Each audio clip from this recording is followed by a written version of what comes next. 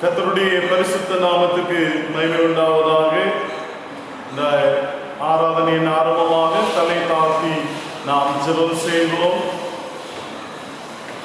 எங்களை நேசிக்கிற அன்பின் நல்ல ஆண்டவரே, இந்த ஆசீர்வாதமான ஓய்வு நாளின் காலை வேளைக்காக நாங்கள் உமக்கு நன்றி செலுத்துகிறோம். எங்கள் ஆண்டவர் கடந்த வாரம் முழுவதுமாக எங்களை கன்னிமணி போல பாதுகாத்து ஆண்டவரே இந்த பரிசுத்த நாளிலும் உம்மை பணிந்து கொள்ளும்படியாக நீர் எங்களுக்கு தந்திருக்கிற இந்த நல்ல சில ஆக்கியத்திற்காக நன்றி செலுத்துகிறோம். ஆண்டவரே, இந்த ஆராதனை வேளையும் நீரே எங்களுக்கு ஆசீர்வதித்து தாரும். ஆண்டவரே, உம்முடைய வல்ல பிரசன்னம் எங்களோடு கூட இருக்கட்டும். ஆண்டவரே, இந்த இணையத்தின் வாயிலாக எங்களோடு கூட இணைந்திருக்கிற உம்முடைய பிள்ளைகளையும் ஆண்டவர் நீர் இந்த ஆராதனையின் மூலமான ஆசீர்வாதங்களினாலே நிறைப்பீராக. உம்முடைய வல்ல பிரசன்னத்தை நாங்கள் உணர, உம்முடைய மெல்லிய சத்தத்தை நாங்கள் கேட்டுக்கொண்டவர்களாக கடந்து செல்ல நீர் எங்களுக்கு கிருபை தாரும். நீரே இந்த ஆராதனை முற்றுமுடிய எங்களுக்கு ஆசீர்வதித்து தர வேண்டுமாறு எங்கள் மீட்பெரும் இரட்சகருமாகிய இயேசு கிறிஸ்துவின் நாமத்தில் வேண்டிக் கொள்கிறோம் எங்கள் நல்ல பிதாவே, ஆமென். இந்த ஆராதனைக்கு ஆரம்பமாகும் தேவனுடைய நாமத்திற்கு மகிமையாக ஆராதனை கீதம் 583 பாடுவோம். ஆராதனை கீதம் 583, கீதம் 242 பாடுவோம். உம்மருள் பெற இயேசுவே நான் பாத்திரன் அல்லேன். ஆராதனை கீதம் 583, கீதம் 242 பாடுவோம். உம்மருள் பெற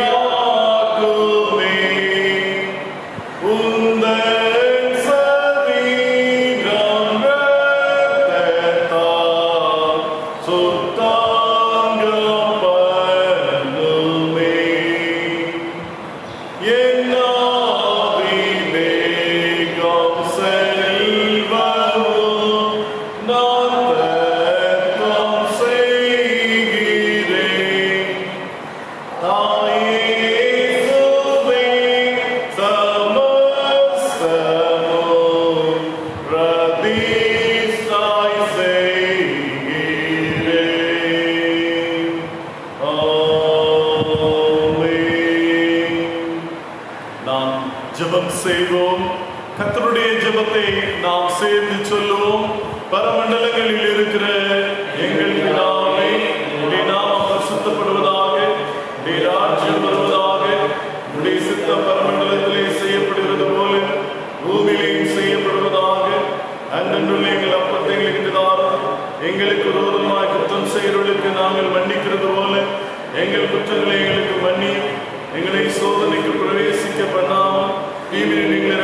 புகழும் ராஜ்யம் வல்லமையும் மகிமையும் என்றென்றைக்கும் உடையவர்களே. ஆமென். ஆண்டவரே, எங்கள் உதடுகளை திறந்தருளும். தேவனே, ரட்சிக்க விரைவாய் வாரும். பிதாவுக்கும் குமாரனுக்கும் பரிசுத்த ஆவிக்கும் மகிமை உண்டாவதாக.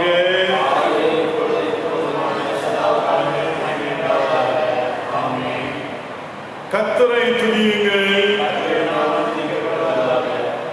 நாம் முறைமுறையாக வாசிக்கும்படியாக குறிக்கப்பட்ட சங்கீதம் 32ஆம் சங்கீதத்தை நாம் முறைமுறையாக வாசிப்போம். சங்கீதம் 32ஆம் சங்கீதம். எவனுடைய மீறுதல் மன்னிக்கப்பட்டதோ, எவனுடைய பாவம் மூடப்பட்டதோ அவன் பாக்கியவான். எவனுடைய குடும்பத்தை கர்த்தர் எண்ணாதிருக்கிறாரோ, எவனுடைய ஆவியில் இருக்கிறதோ அவன் பாக்கியவான். நான் அடக்கி வைத்த மட்டும் நித்தம் என் கதறுதலினாலே என் எலும்புகள் உடைந்து போயிற்று.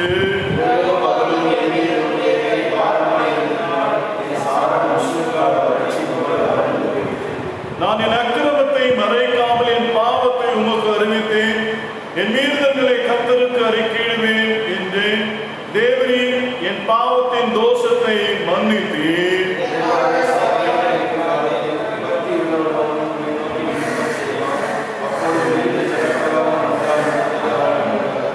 நீர் எனக்கு மறைவிடமாயிருக்கிறீர்.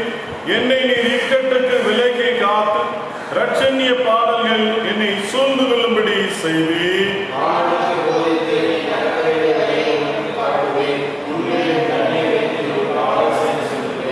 மாறினாலும் கடிவாளத்தினாலும் வாய் கட்டப்பட்டாலும் உன் கிட்ட சேராத புத்தியில்லா குதிரையை போலவும் கோவேறு கழுதையை போலவும் இருக்க வேண்டாம்.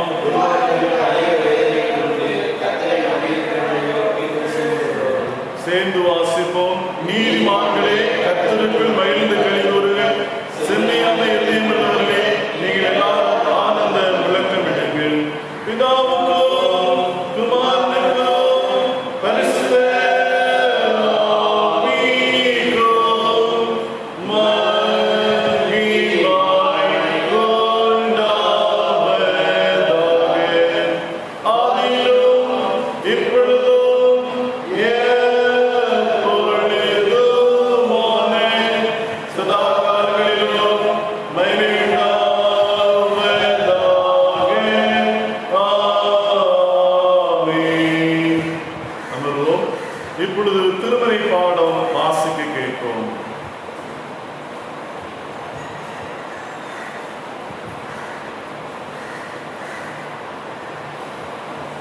வாசிக்க வேண்டிய வேத பாடம் 1 கொரிந்தியர் 10ஆம் அதிகாரம் 15ஆம் வசனம் முதல் 17ஆம் வசனம் வரை. 1 கொரிந்தியர் 10ஆம் அதிகாரம் 15ஆம் வசனம் முதல். உங்களை புத்திமான்கள் என்று எண்ணி பேசுகிறேன். நான் சொல்லுகிறதை நீங்களே நிதானித்து பாருங்கள். நாம் ஆசீர்வாதத்தின் பாத்திரம் கிறிஸ்துவனுடைய இரத்தத்தின் ஐக்கியமாய் இருக்கிறது அல்லவா? நாம் பிற்கிற அப்பம் கிறிஸ்துவனுடைய சரீரத்தின் ஐக்கியமாய் இருக்கிறது அல்லவா? அந்த ஒரே அப்பத்தில் நாம் எல்லாரும் பங்கு பெறுகிறபடியால் அநேகரான நாம் ஒரே அப்பம் ஒரே சரீரமாய் இருக்கிறோம். வாசிக்க வேண்டிய வேதம் வாசிக்க.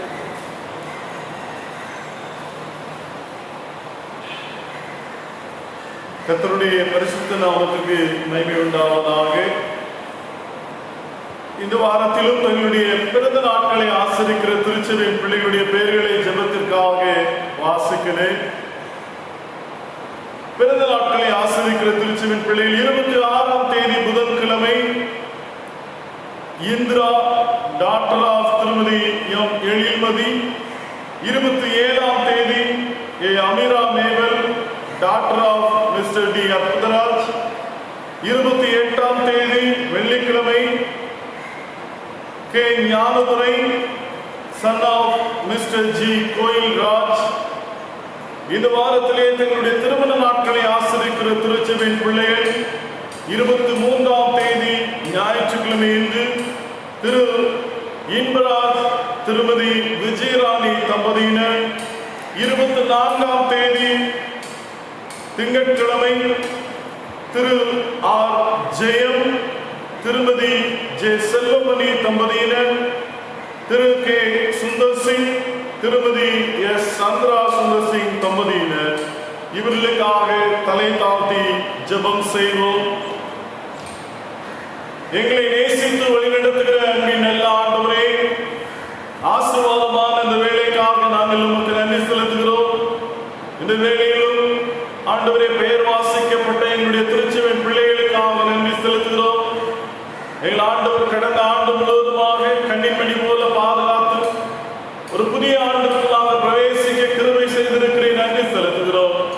வருஷத்தை நன்மையினால் முடிசூட்டுகிற எங்கள் ஆண்டவர், உன்னை ரட்சிக்கும்படிக்கு நான் உன்னுடனே கூட இருக்கிறேன் என்று வாக்குப்படி நம்முடைய வார்த்தையின்படியாக ஆண்டவர் நீர் இம்மட்டுமாக கூட இருந்து வழிநடத்தி வந்திருக்கிறேன், நன்றி செலுத்துகிறோம். இந்த புதிய ஆண்டையும் நீரே ஆசீர்வதித்தாலும் எதிர்பார்த்திருக்கிற நன்மைகளை, ஆசீர்வாதங்களை பரிபூர்ணமாக பெற்றுக்கொள்ள கிருபை தாரும். ஆண்டவரே, திருமண நாளை கண்டு உமக்கு நன்றி செலுத்துகிற குடும்பத்தின் பிள்ளைகளுக்காக உமக்கு ஸ்தோத்திரம் செலுத்துகிறோம். குடும்ப வாழ்க்கையிலும் நீரே ஆண்டவரே நல்ல ஆசீர்வாதங்களை, நன்மைகளை பரத்திலிருந்து ஈவாக ஒளி செய்வீராக. குடும்பத்திலே உம்முடைய சமாதானமும் சந்தோஷமும் ஒவ்வொரு நாளும் நிலைத்திருக்க கிருபை செய்யும். ஆண்டவரே, பிள்ளைகளுடைய வாழ்க்கையிலும் ஆண்டவரே பெற்றோர்கள் எதிர்பார்க்கிற ஆசீர்வாதங்களை கற்று நீர் உம்முடைய பிள்ளைகளுக்கு ஈவாக ஒளி செய்வீராக. தொடர்ந்து உம்முடைய வல்லக்கரமுடைய பிள்ளைகளோடு கூட இருக்கட்டும். பேர் வாசிக்கப்படாத நிலைமையிலும் தங்களுடைய பிறந்த நாள், திருமண நாட்களை ஆசிரிக்கிற பிள்ளைகளையும் ஆண்டவர் நீரே ஆசீர்வதித்து வழி நடத்தும். உம்முடைய வல்லக்கரம் உம்முடைய பிள்ளைகளோடு கூட இருக்கட்டும். நன்மையும் கிருபையும் உம்முடைய பிள்ளைகளை நாள்தோறும் தொடரும்படியான கிருபைகளை தாரும். இயேசு கிறிஸ்துவின் நாமத்தில் வேண்டிக் கொள்கிறோம் எங்கள் நல்ல பிதாவே. கர்த்தாவே,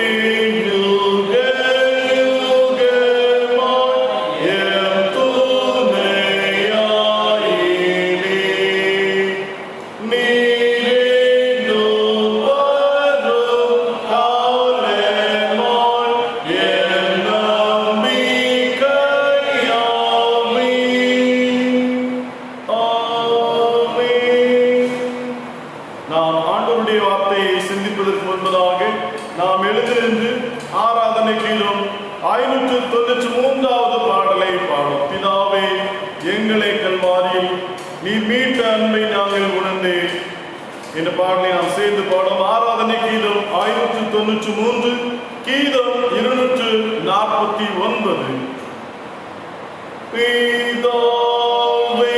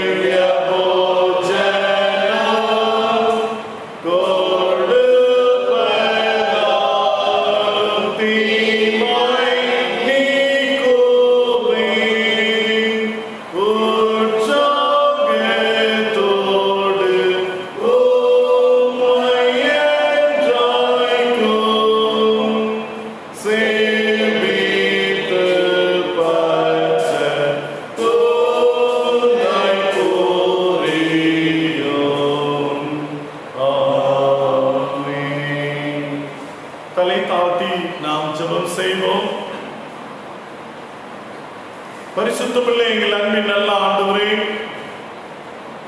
எங்களுக்காக, எங்களுடைய பாவங்களுக்காக, அக்கிரமங்களுக்காக கல்வாரி சிலுவையிலே உண்மையே பலியாக ஒப்புக் கொடுத்தவருடைய அன்பை குறித்து சிந்திக்கும்படியாக ஆண்டவரே உம்முடைய திருச்சமூகத்திலே கடந்து வந்திருக்கிற எங்களை எங்கள் ஆண்டவரின் கண்ணோக்கி பாரும். ஆண்டவரே, உம்முடைய திருவார்த்தை மூலமாக நீர் எங்களோடு கூட பேசும், எங்களுடைய சிந்தனையை உருவப்படுத்தும். தூய ஆவியானவர் நீர் எங்களுடைய உள்ளங்களிலே கிரியை செய்வீராக. உம்முடைய வல்லமையான பிரசன்னத்தை நாங்கள் உணர்ந்தவர்களாக கடந்து செல்ல ஆண்டவர் நீர் எங்களுக்கு அருள் தாரும். நீரே எங்களோடு கூட இடைபெறும். இயேசு கிறிஸ்துவின் நாமத்தில் பிதாவே, ஆமென். அமர்வோம். நம்முடைய ஆண்டவரும் இரட்சகருமாகிய இயேசு கிறிஸ்துவின் இனிதான நாமத்தினாலே அன்பின் வார்த்தைகளை தெரிவித்துக் கொள்கிறேன். கர்த்ததாமே இம்மட்டுமாக நம்மை வழிநடத்தி வந்திருக்கிற தேவன் தொடர்ந்து நம்மை ஆசீர்வதித்து வழிநடத்துவாராக. இந்த நாளிலும் நாம் சிந்திக்கும்படியாக திருச்சபை நமக்கு கொடுத்திருக்கிற தலைப்பு திருவிருந்து ஏனும் சாக்கரம் வந்து. வெள்ளிக்கிழமையிலே நாம் இதை குறித்து நாம் சிந்தித்தோம்.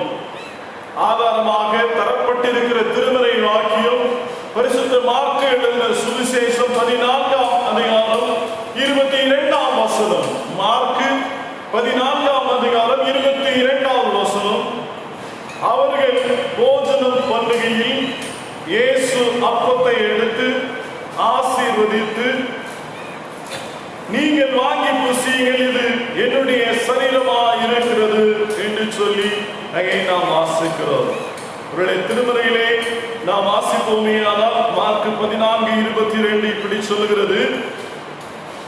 அவர்கள் போஜனம் பண்ணுகையில் இயேசு அப்பத்தை எடுத்து ஆசீர்வதித்து அதை பிட்டு அவர்களுக்கு கொடுத்து, நீங்கள் வாங்கி புசியுங்கள், இது என்னுடைய சரீரமாக இருக்கிறது என்றார் என்று சொல்லி நாம் வாசிக்கிறோம். கடந்த நாட்களிலே திருவிருந்திலே நாம் நினைவில் கொள்ள வேண்டியது, திருவிருந்தின் மூலமாக நாம் அறிந்து கொள்ளக்கூடிய 3 காரியங்களை சிந்தித்தோம். இந்த நாளிலே வேதாகமத்திலே சொல்லப்பட்டிருக்கிற வார்த்தைகளின் வாயிலாக திருவிருந்திற்கு என்னென்ன பதங்கள் திருமறையிலே சொல்லப்பட்டிருக்கிறது என்பதின் வாயிலாக ஒரு ஆவிக்குரிய சத்தியத்தை உங்களோடு கூட பகிர்ந்து கொள்ளலாம் என்று சொல்லி நான் ஆசைப்படுகிறேன். உங்களுடைய வேதாகமத்தை கொரிந்து சபைக்கு எழுதின 1ஆம் நிருபம் 11ஆவது அதிகாரத்திற்கு நாம் திருப்பிக் கொள்வோம். 1 கொரிந்தியர் 11ஆம் அதிகாரத்திலிருந்து ஒரு சில சத்தியங்களை உங்களோடு கூட பகிர்ந்து கொள்ளலாம் என்று சொல்லி நான் ஆசைப்படுகிறேன். அதற்கு முன்பதாக இது ஆண்டவருடைய மரணத்தின் நினைவாக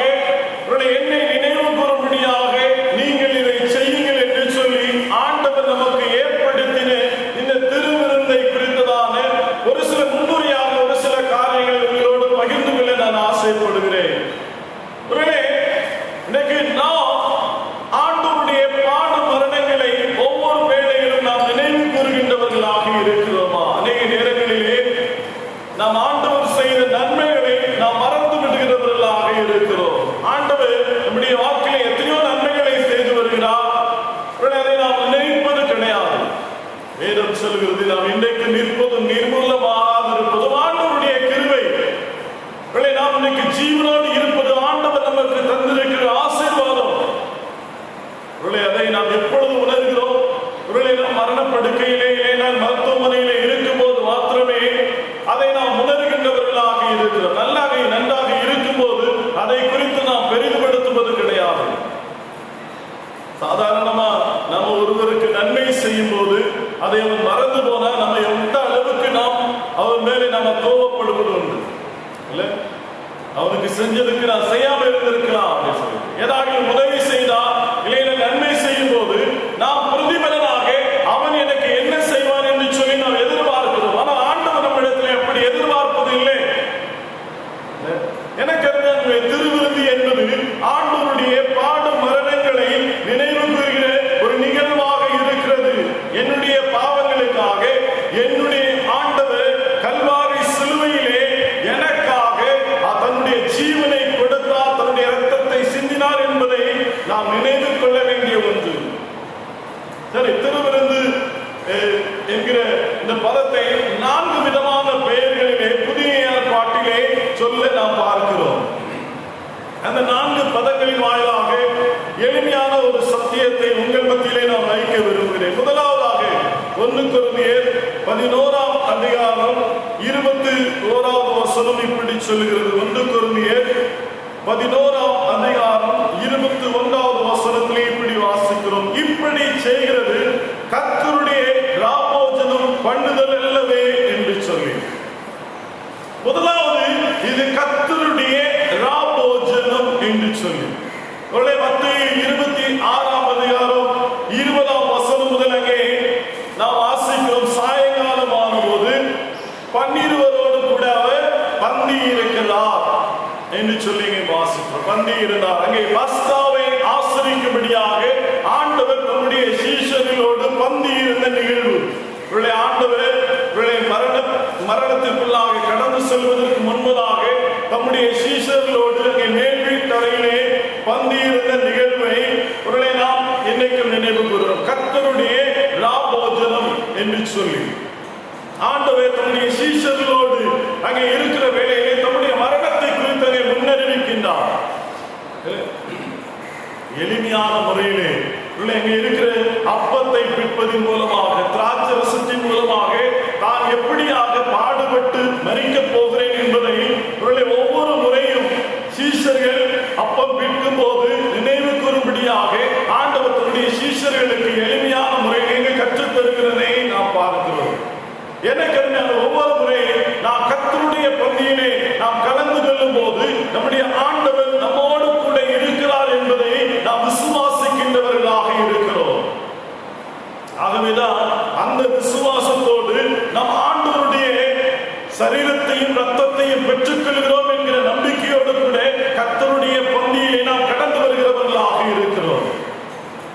அவருடைய சமூகம், அவருடைய பிரசன்னம் நம்மோடு கூட இருக்கின்றதாக இருக்கிறது. ஆகவே கர்த்தருடைய ராபோஜனத்திற்கு வரும்போது நாம் எவ்வாறு வருகின்றோம் என்பது மிக முக்கியம். ஏனென்றால் ஆண்டவருடைய சரீரத்திலே, ஆண்டவருடைய ரத்தத்திலே நாம் பங்கெடுக்கும்படியாக நாம் கடந்து வருகிறோம்.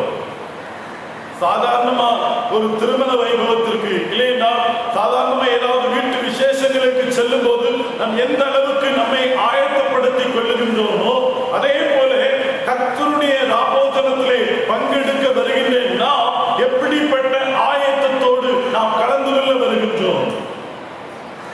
முதலாவது நாம் செய்ய வேண்டியது தற்பரிசோதனை. நான் எப்படிப்பட்டவனாக இருக்கிறேன், என்னுடைய ஆவிக்குரிய வாழ்க்கை எப்படிப்பட்டதாக இருக்கிறது, அதோடு கூட ஆண்டவர் எனக்காக செய்த யாவற்றையும் நான் நினைவு கூறுகின்றவனாக இருக்க வேண்டும். ஆகிய கர்த்தருடைய ராபோஜனம் எனக்கு நினைவூட்டுவது ஆண்டவருடைய ரத்தத்திலும் சரீரத்திலும் பங்கெடுக்கும்படியாக கலந்து கொள்கிற என்னுடைய வாழ்க்கையிலே நான் எப்படிப்பட்டவனாக இருக்கிறேன். ஏனென்றால் நான் ஆண்டவருடைய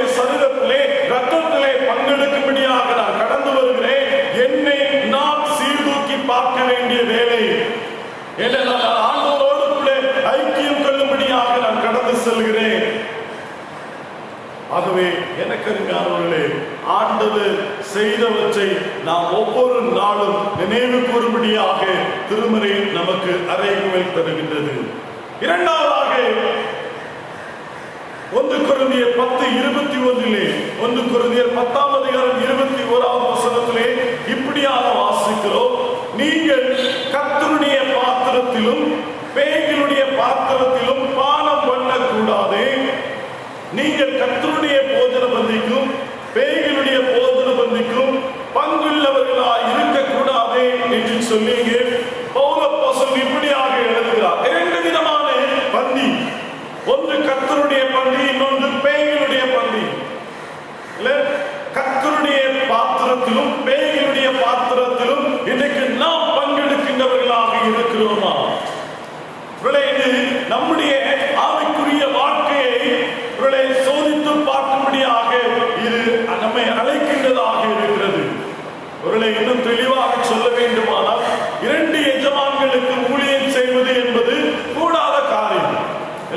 இருமனம் உள்ளவன் தன் வழிகளில் எல்லாவற்றிலும் நிலையற்றவனாக இருக்கிறான். ஆண்டவரையும் உலகத்தையும் ஒரே போல ஒன்று போல நேசிப்பது என்பது கடினமான காரியம். இன்னைக்கு அநேகர் அப்படித்தான் இருக்கிறார். உலகத்தையும் நேசிக்கிறது, கடவுளையும் நேசிக்கிறேன். இதுல என்ன தவறு இருக்கிறது? எல்லாரும் செய்கிறாங்க, நானும் செய்கிறேன். எந்த விதமான ஆயத்தமும் இன்றி, இல்லை பாவக்கரைகளோடு அசுத்தத்தோடு ஆண்டவருடைய பந்தியிலே இன்னைக்கு பங்கெடுக்கிற அநேகரை காண முடிகிறது. நாம நம்முடைய பிள்ளைகள் கை கழுவாம சாப்பிட உட்கார்ந்தா முதல்ல சொல்ற காரியம் என்ன? முதல்ல போயிட்டு கை கழுவிட்டு வா, கை கழுவிட்டு வந்து சாப்பிடு. இல்லைன்னா காலையில எழுந்த உடனே நல்ல முதல்ல குளிச்சுட்டு பள்ளிக்கூடத்துக்கு போகணும் அப்படின்னு சொல்லி நல்ல பழக்க வழக்கங்களை கற்றுத் தருகிறோம். அதே போல கர்த்தருடைய பந்தியிலே, ஆண்டவர் நமக்கென்று ஏற்படுத்தின பந்தியிலே பங்கெடுக்கும்படியாக கடந்து வருகிற நாம் நம்மை பரிசுத்தம் செய்திருக்கின்றோமா? ஏதோ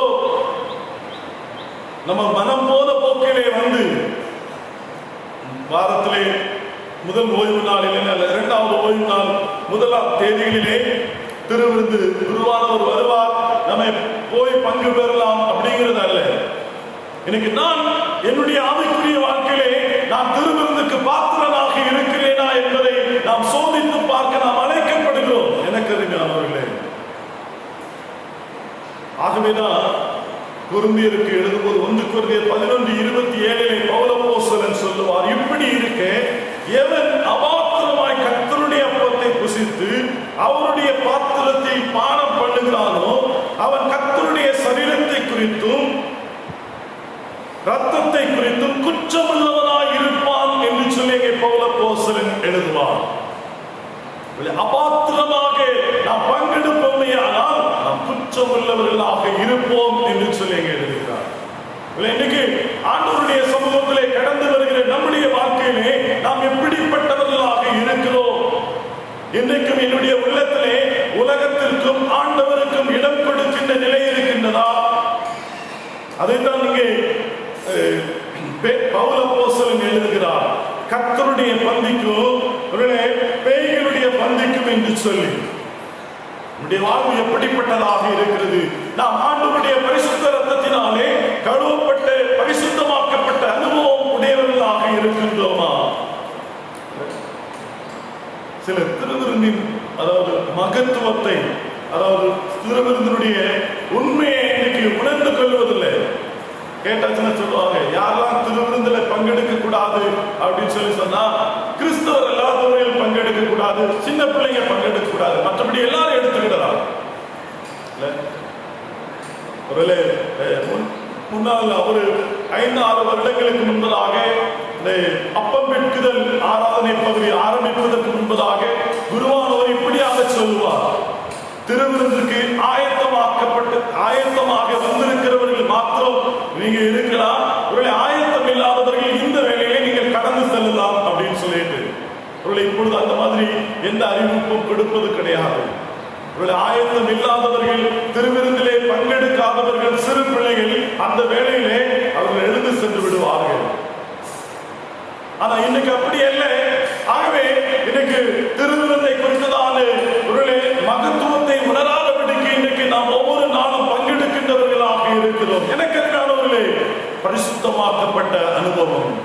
இது கர்த்தருடைய பந்தி. ஆகவே நாம் கர்த்தருடைய பந்திக்கு என்னை ஆயத்தம் செய்வது அவசியமாக இருக்கிறது.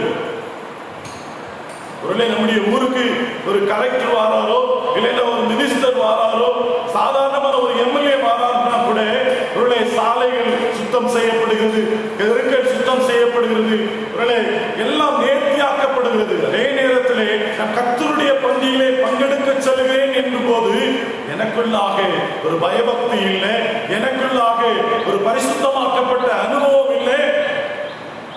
இப்படி இருக்கும்போது நாம் எப்படி ஆசீர்வாதத்தை பெற்றுக்கொள்ள முடியும்? ஆக கர்த்தருடைய பந்தி அது பரிசுத்தமான ஒன்றாக இருக்கிறது. மூன்றாவதாக 1 கொரிந்தியர் 10ஆம் அதிகாரம் 16வது வசனத்திலே இப்படி வாசிக்கிறோம். 1 கொரிந்தியர் 10ஆம் அதிகாரம் 16வது வசனம், நாம் ஆசீர்வதிக்கிற ஆசீர்வாதத்தின் பாத்திரம் கிறிஸ்துவனுடைய சரீரத்தின் ஐக்கியமாய் இருக்கிறது அல்லவா? நாம் பிற்கிற அப்பம் கிறிஸ்துவனுடைய சரீரத்தின் ஐக்கியமாய் இருக்கிறது அல்லவா? அந்த ஒரே அப்பத்தில் நாம் எல்லாரும் பங்கு பெறுகிறபடியா அநேகரான நாமும் ஒரே அப்பமும் ஒரே சரீரமுமாய் இருக்கிறோம் என்று சொல்லி, இது ஐக்கியத்திற்கான விருந்து. இதுதான் கம்யூனியன். நாம் ஒன்று கூடி ஐக்கியத்திலே நாம் பங்கெடுக்கின்ற விருந்து என்று சொல்லி இங்கே நாம் வாசிக்கிறோம். நாம் கிறிஸ்துவின் சபையாக ஆண்டவருடைய சபையிலே நீங்களும் நானும் அங்கத்தினர்களாக இருக்கிறோம். இல்லை, அவருடைய சரீரமாகிய சபையிலே நீங்களும் நானும் இணைக்கப்பட்டவர்களாக இருக்கிறோம். ஐக்கியம் என்பதின் பொருள் என்ன? நாம் பகிர்ந்து கொடுப்பது, ஒருவருக்கொருவர் பகிர்ந்து கொடுக்கின்ற ஒன்று. நம் ஐக்கியத்தினையும் இதன் மூலமாக வெளிப்படுத்துகிறோம். ஏனென்றால் ஒரே பாத்திரத்திலே ஒரே சரீரத்திலே நாம் பங்கெடுப்பதன் மூலமாக நாம் ஆண்டவருடைய பிள்ளைகள் ஒரே குடும்பமாக இருக்கிறோம் என்று சொல்லி அவரே நம் ஐக்கியத்தை நாம் வெளிப்படுத்துகின்றவர்களாக இருக்கிறோம். திருச்சபையிலே இன்றைக்கு ஐக்கியம் காணப்படுகிறதா? கொரிந்து சபைக்கு பவுலப்போஸ்தலன் அதைத்தான் நினைப்பூட்டுகிறார். உங்களுக்குள்ளே பிரிவினைகள், உங்களுக்குள்ளாக நான் அப்போலோவை சார்ந்தவன், பவுலை சார்ந்தவன், கேபாவை சார்ந்தவன் என்று சொல்லி உங்களுக்குள்ளாக நீங்கள் பிரிந்து கிடக்கிறீர்கள். ஒருமனப்பட்டவர்களாக கர்த்தருடைய பந்தி என்பது ஐக்கியத்தின் வெளிப்பாடாக இருக்கிறது. நான் ஆண்டவருடைய சரீரத்திலே ஆண்டவருடைய இரத்தத்தை பெற்றுக் கொள்வதன் மூலமாக நான் ஆண்டவரோடு கூட ஐக்கியம் கொள்ளுகிறவனாக இருக்கிறேன். அதே போல ஆண்டவருடைய திருச்சபை ஆகிய ஆண்டவருடைய சபையிலே நான் ஐக்கியம் உள்ளவனாக இருக்கிறேனா? கர்த்தருடைய பந்தி என்பது அது ஐக்கியத்தின் விருந்து, அன்பின் வெளிப்பாடு, ஐக்கியத்தின் வெளிப்பாடாக இருக்கிறது. எனக்கு கர்த்தருடைய பந்தியிலே வரும்போது நாம் ஒருமனப்பட்டவர்களாக நாம் கூடி வருகிறோமா? இங்கே ஏற்றத்தாழ்வுகள் கிடையாது, இங்கே உயர்ந்தவன் தாழ்ந்தவன் என்று சொல்லி வேறுபாடு கிடையாது. இங்கு நாம் அனைவரும் ஆண்டவருடைய பிள்ளைகள், ஆண்டவருடைய குடும்பத்தினுடைய உறுப்பினர்கள், ஆண்டவருடைய குடும்பத்திலே அங்கத்தினர்களாக இருக்கிறோம். எப்படி நம்முடைய கரங்களில் இருக்கிற 5 விரல்களும் ஒன்றிணைந்து செயல்படும் போது ஒரு காரியத்தை திறம்பட நாம் நிறைவேற்றுகிறோம், அதே போல திருச்சபை ஆகிய ஆண்டவருடைய மந்தை ஒன்றிணைந்து செயல்படும் போது கர்த்தருடைய நாமம் மகிமைப்படுகிறது, ஆண்டவருடைய நாமம் உயர்த்தப்படுகிறது. அதே நேரத்திலே ஒருவேளை நமக்குள்ளாக பிரிவினைகள் வரும்போது வேதம் சொல்கிறது, தனக்குத்தானே விரோதமாக பிரிந்திருக்கிற எந்த ராஜ்யமும் அது நிலைத்திருக்காது என்று சொல்லி வேதம் சொல்கிறது.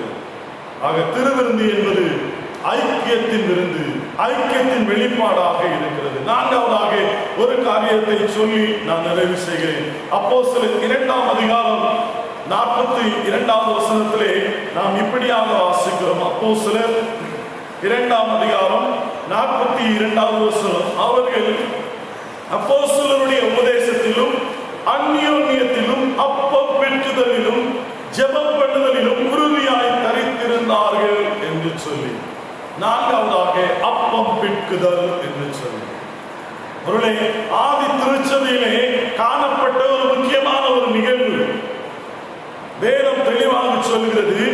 அங்கே 44வது வசனத்திலே விசுவாசிகள் ஒருமித்திருந்து சகலத்தையும் பொதுவாய் வைத்து அனுபவித்தார்கள் என்று சொல்லி, அதோடு கூட 46வது வசனம் இப்படி சொல்கிறது, அவர்கள் ஒருமனப்பட்டவர்களாய் தேவாலயத்திலே அனுதினம் தரித்திருந்து வீடுகள் தோறும் அப்பம் பிட்டு மகிழ்ச்சியோடும் கபடமில்லாத இருதயத்தோடும் போஜனம் பண்ணி என்று சொல்லி சொல்லப்பட்டிருக்கிறது. புதிய ஏற்பாட்டு காலங்களிலே அங்கே ஒவ்வொரு வீடுகளிலும் இந்த அப்பம் பிட்டுதல் என்கிற நிகழ்வு அங்கே காணப்பட்டது. அங்கே ஒரு முக்கியமான ஒரு குணாதிசயத்தை அங்கே பார்க்கிறோம். அவர்கள் ஒருமனப்பட்டு கூடி வந்தார்கள், சகலத்தையும் பொதுவாக வைத்து அனுபவித்தார்கள். யாரும் தனக்குரியது என்று சொல்லி பெருமை பாராட்டவில்லை, எல்லாவற்றையும் விட்டு அங்கே பொதுவாக அனுபவித்தார்கள் என்று சொல்லி பார்க்கிறோம்.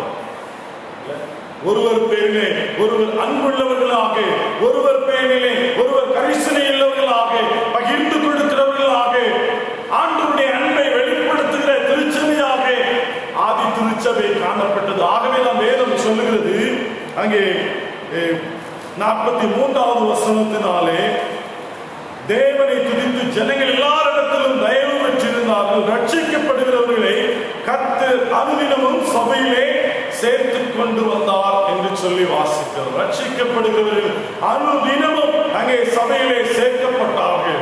ஏனென்றால் அங்கே ஒரு ஐக்கியம் இருந்தது, ஒரு மனம் இருந்தது, சகலத்தையும் பொதுவாக ஒருவர் பேரிலே ஒருவர் அன்புள்ளவர்களாக, கரிசனை உள்ளவர்களாக காணப்பட்டதின் விளைவு திருச்சபை வளர்ந்து பெருகினது என்று சொல்லி வேதம் சொல்லுகிறது.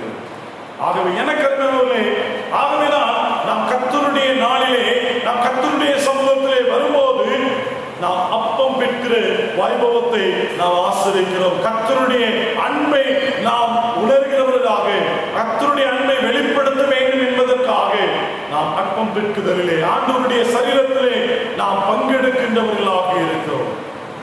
4 காரியங்களை நான் சொல்லி இருக்கிறேன். கர்த்தருடைய திருவிருந்தை குறித்து, திருவிருந்தின் மூலமாக 4 வார்த்தை மூலமாக 4 எளிமையான காரியங்கள். முதலாவது, இது கர்த்தருடைய ராபோஜனம், ஆண்டவராலே ஏற்படுத்தப்பட்ட ஒன்று. அதைத்தான் பவுல் அப்போஸ்தலன் சொல்றார், ஆண்டவரிடத்தில் எதை பெற்றுக்கொண்டேனோ அதை நான் உங்களுக்கு கொடுக்கிறேன். அவர் தான் காட்டி கொடுக்கப்பட்ட அந்த ராத்திரியிலே அப்பத்தை எடுத்து விட்டு அதை சீஷர்களுக்கு கொடுத்து, வாங்கி புசிங்க, இது உங்களுக்காக கொடுக்கப்படுகிற என்னுடைய சரீரமாக இருக்கிறது என்று சொன்னார். இன்னைக்கு நாம் ஆண்டவருடைய பந்திக்கு கடந்து வரும்போது நாம் ஆண்டவரோடு கூட ஆண்டவருடைய சமூகத்தை உணர்ந்தவர்களாக, ஆண்டவரோடு கூட ஐக்கியம் கொள்ள போகிறோம் என்கிற உணர்வோடு நாம் கடந்து வருகிறோமா? எனக்கு இரண்டாவதாக, இது கர்த்தருடைய பந்தி. நாம் எந்த நிலையிலே, எந்த விதமான ஆயத்தத்தோடு நாம் கடந்து வருகிறோம்? பரிசுத்தம் உள்ளவர்களாக, நம்முடைய உள்ளம் ஆயத்தமாக்கப்பட்ட நிலையிலே ஆண்டவருடைய பந்திக்கு நாம் கடந்து வருகிறவர்களாக இருக்கிறோமா? மூன்றாவதாக, இது ஐக்கியத்தின் வெளிப்பாடு. நாம் ஒருமனப்பட்டவர்களாக நாம் கடந்து வருகிறோமா? எந்த விதமான வேறுபாடுகளை கலந்து போட்டு ஆண்டவர்களாக ஒரே மனதோடு ஒரே சிந்தையோடு நாம் கடந்து வருகிறவர்களாக இருக்கிறோமா? நான்காவதாக, ஆதி திருச்சபையிலே காணப்பட்ட அப்பம் பிட்குதல். வீடுகள் தோறும் அப்பம் பிட்டார்கள். அவர்கள் ஒருமனப்பட்டவர்களாக எல்லாவற்றையும் பொதுவாக வைத்து அனுபவித்தார்கள். அங்கே ஆண்டவர் திருச்சபையை ஆசீர்வதித்தார். திருச்சபை நாளுக்கு நாள் எண்ணிக்கையிலே வளர்ந்து பெறுகின்ற என்று சொல்லி பார்க்கிறோம். இன்னைக்கு நாம் அப்படிப்பட்ட அன்பை வெளிப்படுத்துகின்ற திருச்சபையாக நாம் காணப்படுகிறோமா? எனக்கு அருமையானவர்களே, ஒவ்வொரு முறை நாம் கர்த்தருடைய பந்தியிலே பங்கெடுக்கும் போது ஆண்டவர் நமக்காக கல்வாரி சிலுவையிலே பட்ட பாடுகளை நாம் நினைவு கூறுகிறோம். அதே வேளையிலே நான் ஆண்டவரோடு கூட ஐக்கியப்படுகிறேன். ஆண்டவருடைய அன்பை உணர்ந்து அதை நான் வெளிப்படுத்துவதற்கு நான் ஆயத்தம் உள்ளவனாக இருக்கிறேனா? தகுந்த ஆயத்தத்தோடு அபாத்திரனாக அல்ல, பாத்திரமாக நாம் கலந்து கொள்வதற்கு நாம் ஆயத்தமாக இருக்கிறோமா? சிந்திப்போம். நம்மை கர்த்தருடைய கரங்களிலே கொடுப்போம். ஆண்டவரே, நான் ஒவ்வொரு முறை உம்முடைய பந்தியிலே கலந்து கொள்ளும்படியாக வரும்போது தகுந்த ஆயத்தத்தோடு, ஆண்டவரே, உம்முடைய சரீரத்திலே உம்முடைய ரத்தத்திலே நான் பங்கெடுக்க இருக்கிறேன், உம்மோடு கூட ஐக்கியம் கொள்ளும்படியாக வந்திருக்கிறேன், எனக்கும் இந்த உலகத்திற்கும் ஒரு வித்தியாசத்தை காண்பிக்க வேண்டும் என்று சொல்லி, ஆண்டவரே, உம்முடைய அன்பை இந்த உலகத்திற்கு நான் காண்பிக்கும்படியாக என்னையும் எடுத்து பயன்படுத்தும் என்று சொல்லி நாம் அர்ப்பணிப்பதற்கு நாம் ஆயத்தம் உள்ளவர்களாக இருக்கிறோமா? இந்த வேளையிலே கர்த்தருடைய கரத்திலே நம்மை கொடுப்போம். கர்த்தர் நம்மை ஆசீர்வதிப்பார். ஆமென். நாம் எழுந்து நின்று ஆராதனை கீதம் 298வது பாடலை பாடும். அருமை ரட்சகா கூடி வந்தோம், உமது அன்பின் விருந்து அருந்த வந்தோம். ஆராதனை கீதம் 298, கீதம் 255 பாடுவோம். அருமை ரட்சகா கூடி வந்தோம், உமது அன்பின் விருந்து அருந்த வந்தோம். அறிவு கெட்டாத ஆச்சரியமான அன்பை நினைக்க, அன்பை நினைக்க, அருமை ரட்சகா கூடி வந்தோம், உமது அன்பின் விருந்து அருந்த வந்தோம். ஆராயும் நமது உள்ளங்களை பல வாராத நோக்கம் எண்ணங்களை சீராய் சுத்தமனதாய் உட்கொள்ள நீ திருவருள் கூறும், திருவருள் கூறும். அருமை ரட்சகா கூடி வந்தோம், உமது அன்பின் விருந்து அருந்த வந்தோம். ஜீவரப்பம் பானமும் நீரெங்கள் தேவையாவும் திருப்தி செய்வீர். கோவை மாவைய பக்தியாய் விருந்து கொண்டாட இப்போ, கொண்டாட இப்போ. அருமை ரட்சகா கூடி வந்தோம், உமது அன்பின் விருந்து அருந்த வந்தோம். உமது அன்பின் பிரசன்னம் பெற்றோம், உமதொளி முகதரிசனமுற்றோம். சமாதானம் அன்பு சந்தோஷமுமேவி தங்க செய்திடும், தங்க செய்திடும். அருமை ரட்சகா கூடி வந்தோம், உமது அன்பின் விருந்து அருந்த வந்தோம். கிருபை நேருந்தி இந்த ஐக்கியம் பூமியில் கிடைத்த கரிய பெரும் பாக்கியம். அரும் பிரியத்தோடு எங்களை நேசிக்கும் குருவே வந்தனம், குருவே வந்தனம். அருமை ரட்சகா கூடி வந்தோம், உமது அன்பின் விருந்து அருந்த வந்தோம். எங்களுக்காய் உம்மை ஒப்புவித்தீரும், ஈனச் சிலுவையில் மரித்தீர். பொங்கும் பேரன்மை எங்கும் தெரிவிப்போம், புண்ணிய நாதரே, புண்ணிய நாதரே.